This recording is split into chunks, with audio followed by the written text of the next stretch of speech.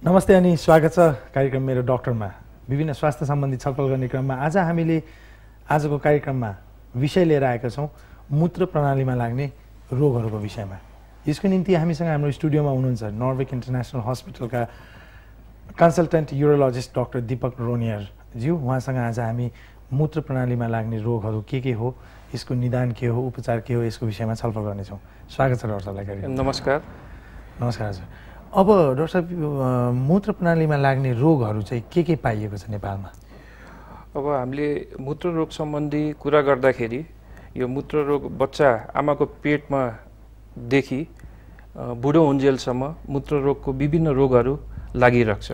हजुर। त्यही भएर जसै यो बच्चा आमाको पेटमै हुँदाखेरि अहिले हामीले जुन अल्ट्रासाउन्ड गराइरहेको छौँ, पटक पटक एन्टिनेटल चेकअप भन्छौँ, त्यतिखेरदेखि नै हामीले किडनी, पिसाबको थैली कस्तो अवस्थामा छ त्यो हामीले नोटिस गर्न सक्छौँ।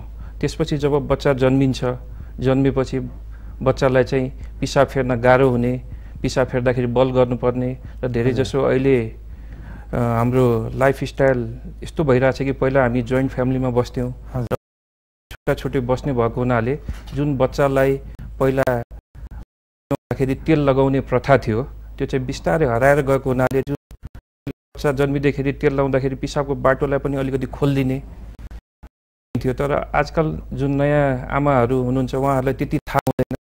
जब बच्चा चाहिँ पिसाब फेर्न गाह्रो भयो अथवा पिसाब फेर्दाखेरि पिसाबको फुल्यो भन्दै आउनुहुन्छ र पिसाब फेर्दाखेरि रुयो, अब त्यसलाई चाहिँ हामीले फाइमोसिस भन्छौँ। र विशेष गरी बच्चाहरूमा कसो छ भन्दाखेरि जब बच्चा जन्मिन्छ त्यसपछि पिसाब सम्बन्धी अथवा मूत्र रोग सम्बन्धी एनामलिज भन्छौँ हामीले, त्यो चाहिँ नर्मलभन्दा अलिक फरक किसिमको बनोट भयो भने त्यसलाई चाहिँ हामीले युरोलोजिकल एनामलिज भन्छौँ। हाम्रो जस्तै पिसाबको जुन भाग टुप्पोमा नखुलेर साइड खुल्ने, अण्डकोष ठाउँमा नरहेर माथि नै रोकिने, होइन, यो समस्याहरू बढी भएको हुनाले त्यो चाहिँ हामीले बच्चा जन्मेदेखि नै मूत्र रोग निगरानीमा भयो भने राम्रो हुन्छ। अब बच्चा हुर्किँदै जान्छ, हुर्किँदै गएपछि केटी बच्चीहरूमा चाहिँ पिसाबको समस्या बढी भइराख्ने, पिसाब पोल्यो त्यसलाई चाहिँ, अनि आमाहरू बढी चिन्तित हुने, ज्वरो आइराख्ने, त्यसले गर्दाखेरि बच्चा हुर्किन नपाउने, त्यो चाहिँ पिसाब सम्बन्धी इन्फेक्सनको गर्दाखेरि हुन्छ। अब अझ बच्चा माथि हुर्किँदै गयो, अब बिहे गर्यो, बिहे भयो, अब बिहे भइसकेपछि के हुन्छ भन्दाखेरि बिहे गरेको 2 वर्ष भयो तैपनि बच्चा हुँदैन। अनि त्यसमा पनि युरोलोजीकै फेरि हेर्नुपर्ने हुन्छ, युरोलोजिस्टले नै हेर्नुपर्ने हुन्छ, किनभने बिहे गर्यो 2 वर्ष भयो तर बच्चा हुँदैन, अनि त्यो फ्यामिलीमा त समस्या भयो। अब के गर्ने? त्यसपछि श्रीमतीलाई चाहिँ गाइनेकोलोजिस्टलाई देखाउने र पुरुषलाई चाहिँ फेरि युरोलोजिस्ट कहाँ आउनुपर्ने हुन्छ।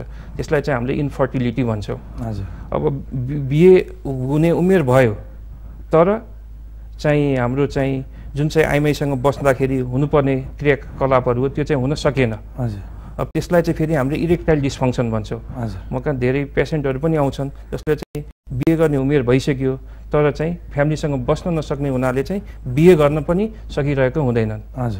अब अझ बढ्दै गएपछि हामीले जुन अहिले कमन जुन सोचिरहेछौँ अथवा सुनिरहेको छौँ, युरोलोजिस्टले चाहिँ किडनीको स्टोनको अपरेसन गर्ने, होइन, पिसाबको सम्बन्धी इन्फेक्सन। अब बढ्दै गएपछि पत्थरीको जुन अहिले हाम्रो खानपान भनौँ न, खानपान चाहिँ फास्ट फुडहरू अथवा चाहिँ पानी कम पिउने, यी सब कारणले गर्दाखेरि के छ भन्दाखेरि किडनीको स्टोनहरू बन्ने यो समस्या चाहिँ बढी देखिन थालेको छ। अर्को चाहिँ के छ भन्दाखेरि मूत्र रोगको बढी समस्या पेसेन्ट चाहिँ आउने बढी जसो डक्टरका आउने भनेको चाहिँ पिसाब चाँडै फेर्नु पर्यो, पिसाब पोल्यो, पिसाबको धारा पातलो भयो, पिसाब फेर्न जाँदाखेरि लामो समय लागिराख्ने, पिसाबको धारा चाहिँ खलास नहुने अथवा चाहिँ फेरिसकेपछि पनि आनन्द नआउने, यो समस्याहरू चाहिँ यो पिसाबको थैलीमा इन्फेक्सन भयो भने यो समस्याहरू आउने गर्छ। हजुर। अझ भनौँ त्यो सुरुमा पिसाबको नलीमै मात्र इन्फेक्सन भयो भने यो समस्याहरू हुन्छ। अझ त्यो इन्फेक्सन पिसाबको थैलीबाट माथि बढ्दै गयो, किडनीमा गयो भने त्यो मान्छेलाई काम ज्वरो आउने, पसिना आउने, होइन, अनि चाहिँ ढाड दुख्यो भन्ने, होइन, यो समस्याहरू पनि हुँदै जान्छ। त्यसलाई हामीले युरिनरी ट्र्याक इन्फेक्सन भन्छौँ, पिसाबको बाटोमा सङ्क्रमण। अब त्यसलाई चाहिँ हामीले विभिन्न कहाँको सङ्क्रमण हो त्यो हिसाबले हामीले उपचार गर्न सकिन्छ। अरू एसटिडीहरू के छ डाक्टर साहब? अब अहिले पहिलाको भन्दा अहिले एसटिडीको सङ्ख्या अब बढ्दै गइरहेको छ, किनभने हामीले पहिला कम डायग्नोसिस हुन्थ्यो, तर अहिले चाहिँ डायग्नोसिस गर्ने ठाउँहरू, अस्पतालहरू, मेडिकल कलेजहरू अथवा मान्छेको त्यो प्रति बढी नलेज भएको हुनाले, ज्ञान भएको हुनाले, चाँडै जचाउन आउने गरेको हुनाले यो समस्याहरू पनि अहिले छ।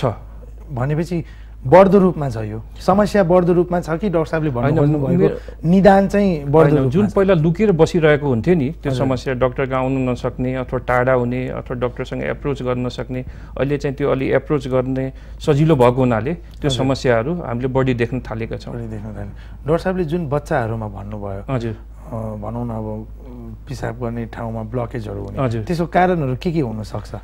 त्यो अघि डाक्टर साहबले भन्नुभयो जस्तै तेल लगाउँदाखेरि खोलिदिनुपर्छ, त्यो गर्नु जरुरी छ, कतिको जरुरी छ? होइन, म त अहिले मेरो यो सब साधारण जुन दर्शकहरू हुनुहुन्छ, म के भन्छु भन्दाखेरि बच्चा जन्मिसकेपछि जुन तेल लगाउने जुन हामीले पहिला राख्ने प्रथा थियो, तेल लगाउने चलन थियो, त्यसलाई चाहिँ निरन्तर दिनुपर्छ र पिसाबको बाटोमा बिस्तारै त्यो खोल्दै जानुपर्छ।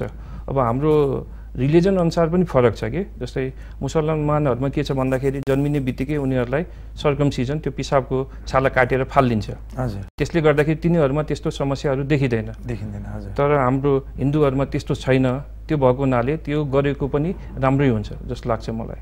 ओके, भनेपछि बच्चाहरूलाई खोलिदिनु पऱ्यो कि अपरेसन गरिदिनु? इन्फेक्सन चाहिँ के कारणले हुनसक्छ? अब भनौँ न हामी युटिआई र युरेथ्राइटिस भन्छ केटाहरूमा, हजुर हजुर, यो के कारणले हुनसक्छ? अब यसको धेरै कारणहरू छन्। जस्तै भनौँ न हामी सिमेन्टमा बस्यौँ 2-3 घन्टासम्म, चिसोमा बस्यौँ भनेपछि हामीलाई त्यो प्रोस्टेट अथवा पिसाबको बागको इन्फेक्सन हुनसक्छ चिसोमा। जस्तै हामीले रुज्यौँ भने हामीलाई ज्वरो आउँछ नि, पानीमा लामो समयसम्म रुज्यौँ भने ज्वरो आउँछ, त्यस्तै अब पानी नै कम खाइदिने। अब मैले के भन्छु भन्ने गरेको छु भन्दाखेरि नर्मली 24 घन्टामा यदि अरू कुनै रोग छैन भने नर्मल मान्छेलाई 4 देखि 5 लिटर पानी खानुपर्छ। किन भन्दाखेरि 2 लिटर पानी जति पिसाबबाट बाहिर जान्छ, रफली 1 लिटर पानी सास फेर्दाखेरि बाफ भएर जान्छ, 1 लिटर पानी छालाबाट पसिना भएर जान्छ र 1 लिटर पानी लङ टोइलेटबाट जान्छ। भने रफली मैले पेसेन्टलाई बुझोस् भनेर 5 लिटर जति पानी खाने गर्नुहोस् भनेको छु, होइन? अब त्यही भएर अब मेन चाहिँ इन्फेक्सन भयो भनेर कसरी थाहा पाउने त? आफूलाई इन्फेक्सन छ अथवा हुन लाग्यो अथवा हुनेवाला छ भनेर कसरी थाहा पाउने? अब त्यसको लागि चाहिँ हामीले के बुझ्नु पऱ्यो भन्दाखेरि पिसाबको थैली पनि एउटा ट्याङ्की जस्तो हो। त्यो भरिन चाहिँ युजली 1 घन्टामा हाम्रो 30 to 50 ml पिसाब बन्छ। र पिसाबको थैलीको त्यो अथवा भनौँ न ट्याङ्कीको क्यापेसिटी चाहिँ 300 ml छ। त त्यो भरिन कमसेकम पनि 3-4 घन्टा लाग्छ, होइन? किनभने 30 to 50 ml 1 घन्टामा बने पनि 4 घन्टामा त 200 ml बन्ने भयो। त युजली नर्मली मान्छेलाई दिनमा 4 देखि 5 चोटि पिसाब लाग्छ। अब जुन बिरामीलाई चाँड पिसाब लागिरहेछ भनेपछि केही न केही त्यो पिसाबको थैलीको चाहिँ क्यापेसिटी घटिरहेछ, उसले स्टोर गर्न सकेन। भनेपछि हामीले के भन्छौँ भने चाँडै पिसाब भइरहेछ, होइन? अनि पिसाबको धारा जुन हुन्छ नि फोर्सले जाने, त्यसमा धारामा पनि कमी आउँछ। फोर्सले नजाने अथवा छरिएर जाने, पिसाब पोल्ने, राति पटक उठ्नुपर्ने, पिसाब लागेको जस्तो हुने, गयो भने कम पिसाब हुने, पिसाब फेर्दै बिचमा रोकिने खुल्ने, होइन? यी सब समस्याहरू इन्फेक्सनले हुन्छ।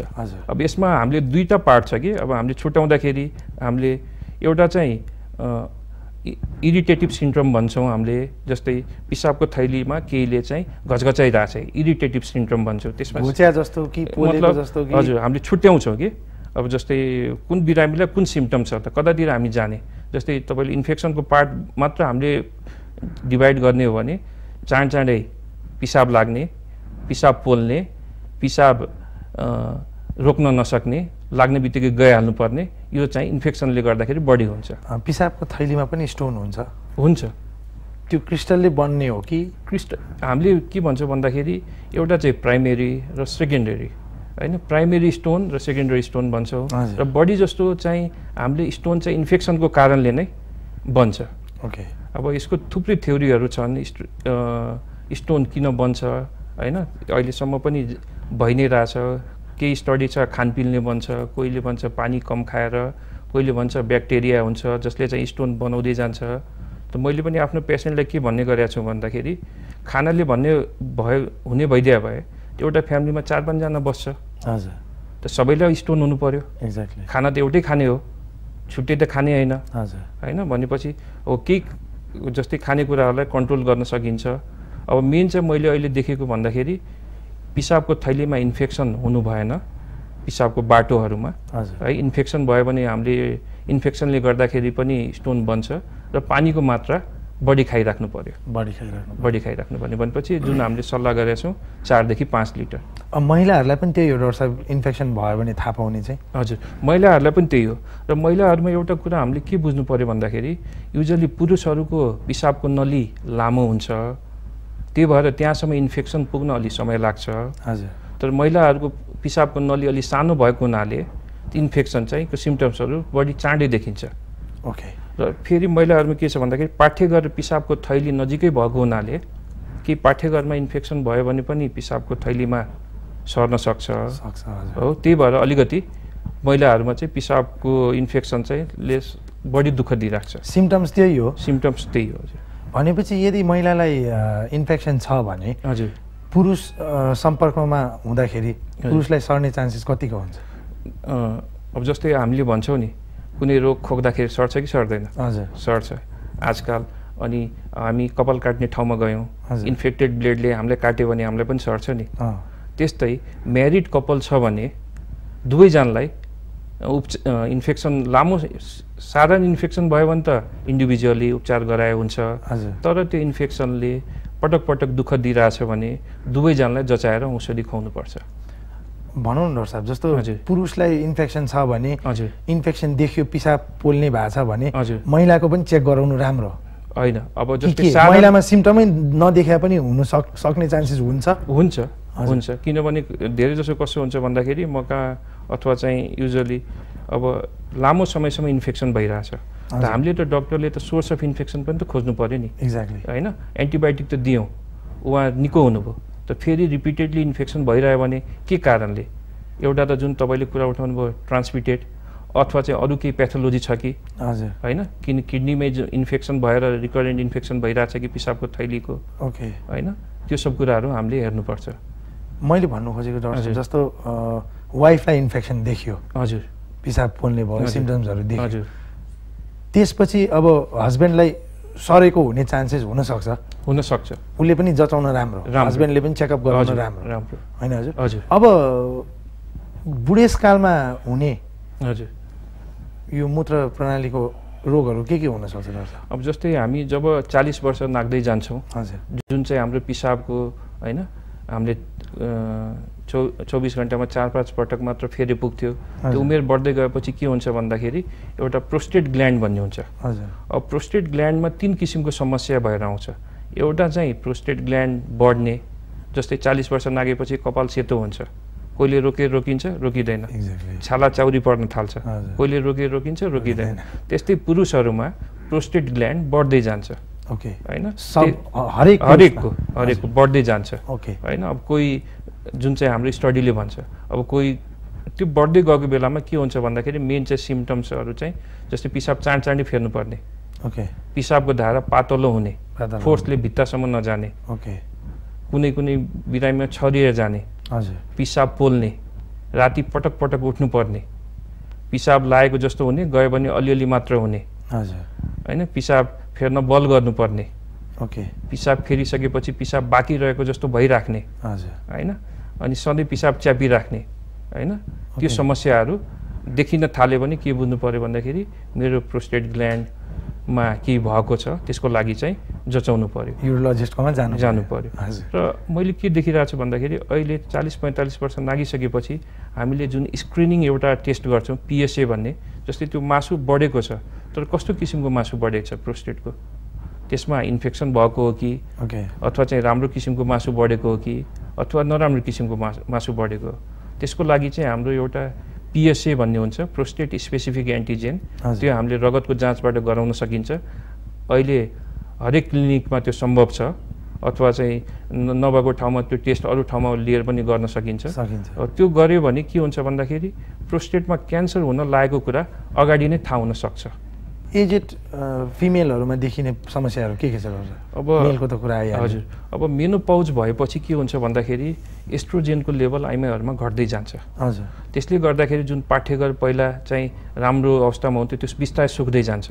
अब एस्ट्रोजेन घट्दै गयो भने पिसाबको बाटो पनि साँगुरो हुँदै जान्छ। हजुर है, अब धेरै जसो आइमाईहरूमा 50 वर्ष अथवा चाहिँ मेनोपौज पछि पिसाबको समस्या बढ्दै जान्छ र पिसाब फेरिसकेपछि पिसाब बाँकी हुन थाल्छ। त्यही भएर त्यो पिसाबको नली साँगुरो हुँदै जान्छ। हजुर, है, अब त्यस्तो आइमाईहरूमा के हुन्छ भन्दाखेरि पिसाब चाँडचाँडी फेर्नुपर्ने, पिसाब फेर्न बल गर्नुपर्ने, पिसाब फेर्न गयो लामो समयसम्म बसिराख्नुपर्ने होइन, अनि पिसाबको थैलीको इन्फेक्सन भइराख्ने है, यो समस्याहरू देखिन थाल्छ। अब उपचार के छ डाक्टर साहब? उपचार विधिहरू युरिनरी सिस्टममा रोग लाग्यो भने चाहिँ? हजुर, अब जस्तै सबै उपचार विधि नेपालमा उपलब्ध छ? अहिले हामीले जस्तै अघि हजुरले कुरा उठाउनु भयो होइन, प्रोस्टेटकै लिउँ होइन हामीले, जस्तै प्रोस्टेट ग्ल्यान्डको जस्तै 40-45 वर्षपछि पिसाब फेर्न अप्ठ्यारो हुन्छ। अब त्यसको उपचार विधिहरू चाहिँ अब हामीले सब अघि भनेको कुराहरू हामीले जाँच गरेर हेर्छौँ। पिसाब फेरिसकेपछि कति पिसाब बाँकी भइरहेछ र प्रोस्टेट ग्ल्यान्डको साइज कस्तो छ र पेसेन्टलाई त्यो सिम्टमले कतिको हैरान पारेछ। अब पेसेन्टलाई सिम्टमले च्याप्दै गइरहेछ, अप्ठ्यारो भइरहेछ, अब लामो समयसम्म बसमै चढ्न गाह्रो भयो किनभने उलेर पिसाब फेर्नु पर्यो होइन, अब बाटोमा कहीँ गइरहेछ, अब गाडी रोकेर फेरि गर्नु पर्यो, पिसाब फेर्न जानु पर्यो, कोही कहाँ गेस्ट पनि जान नसकिने होइन, अब कोही चाहिँ अब जस्तै गाह्रो, अब कुनै मिटिङमै जानु पर्यो अथवा त्यसमा पनि गाह्रो किनभने टोइलेट खोज्नु पर्यो। अब त्यस्तो समस्या छ भने त त्यो बिरामीहरूलाई हामीले जाँच गरेर त्यो अनुसारको जस्तै हामीले प्रोस्टेट बढेको छ भने त्यसलाई अब अहिले TURP भन्ने छ, प्रोस्टेटलाई खुर्केर फाल्ने होइन, सब प्रविधिको आफ्नै विशेषताहरू छन् होइन। अब अहिले नयाँ प्रविधि भनेको एउटा लेजरले चाहिँ प्रोस्टेटलाई चाहिँ खुर्केर फाल्न पनि सकिन्छ होइन, त्यसमा चाहिँ अहिले ब्लिडिङ कम हुने नर्मल उसमा आउँछ। हजुर हजुर, यहाँ भइरहेछ, हामी नेपालमै छ यो प्रविधिहरू। हजुर, अब डाक्टर साहब महिलामा देखिने समस्या जुन भन्नुभयो नि त्यसको पनि उपचार विधिहरू त छ, सबै छ, त्यति गाह्रो पनि छैन विधिहरू। मैले त के देखेको छु भन्दाखेरि हरेक मान्छेले के बुझ्नु पर्यो भन्दाखेरि उमेर अनुसार रोगहरू लाग्दै जान्छ। विदेशमा लाग्ने रोग पनि त्यही हो, नेपालमा लाग्ने रोग पनि त्यही हो। हामीले यसको बारेमा ज्ञान हुन जरुरी छ। एक्ज्याक्टली होइन, नलेज भयो भने सबभन्दा राम्रो र समयमै उपचार गर्यो भने राम्रो। अब मैले अघि पनि भने फेरि पनि भन्दैछु, कुनै पनि बिरामीलाई अथवा कुनै पनि होइन मान्छेलाई पिसाब चाँडचाँडै लागिरहेछ, पिसाबको धारा पातलो छ, पिसाब पोल्छ, राति पनि पटक पटक उठ्नु पर्यो, पिसाब फेर्न जाँदाखेरि एकछिन कुर्नु पर्यो अथवा पिसाब फेरिसकेपछि बाँकी रहेको जस्तो भइराख्ने, पिसाब गनाउने खालको पिसाब जाने, पहेँलो खालको पिसाब जाने अथवा पिसाबमा रगत जाने, यो सब समस्याहरू आउने बित्तिकै एकचोटि सम्बन्धित डाक्टरलाई भेटेपछि धेरै राहत हुन्छ र समयमा उपचार पनि गर्न सकिन्छ, खर्च पनि कम हुन्छ। एक्ज्याक्टली। हाम्रो स्टुडियोमा आइदिनु भयो, मूत्र प्रणालीमा लाग्ने रोगहरूको बारेमा यति धेरै जानकारी हामीलाई दिनुभयो, डाक्टर साहबलाई धेरै धन्यवाद। धन्यवाद तपाईँलाई पनि, हजुर तथा इमेज च्यानलले मलाई मौका दिनुभएकोमा र मेरो केही दुई शब्द दिएकोमा तपाईँ सायद लगायत सब टिमलाई म हार्दिक बधाई दिन्छु। थ्याङ्क यू हजुर। र आज हामीले मूत्र प्रणालीमा लाग्ने रोगहरूको विषयमा छलफल गऱ्यौँ। अवश्य पनि डाक्टर साहबले भन्नुभयो जस्तै prevention is better than cure. हरेक वर्ष अथवा वर्षको एकचोटि नभए 6 महिनामा एकचोटि हामीले आफ्नो बडीको चेकअप गराइराख्यौँ भने शरीरमा के समस्या छ त्यो समयमै निदान गर्न सकिन्छ। अर्को हप्ता तपाईँको आफ्नै कार्यक्रम मेरो डाक्टरमा अन्य कुनै स्वास्थ्य सम्बन्धी छलफल लिएर उपस्थित हुने नै छौँ। तबसम्मको लागि हामी सबै बिदा चाहन्छौँ। नमस्ते, स्वस्थ रहनुहोला।